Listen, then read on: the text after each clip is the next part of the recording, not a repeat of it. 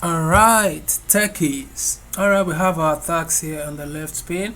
Our tag is to update the device driver for the Broadcom network adapter using the driver in the drivers in D folder in D drive. Disable the Realtek network adapter.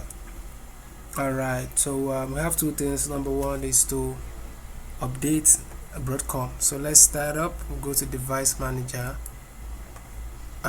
Device manager and network adapters. So we go to network adapters and Broadcom has to be updated. So this is Broadcom. We are going to update using a specific folder in the D drive.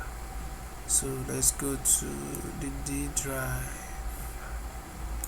So this is D drive.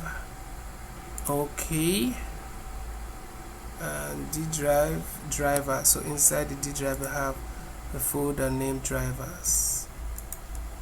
We select drivers. Alright, D drivers. Alright, so next we wait for it to install.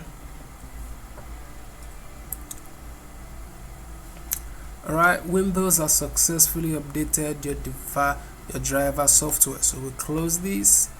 We'll go back to our device manager, and this is Realtek 8169. So disable the Realtek network adapter. So we'll right click on this Realtek and disable device.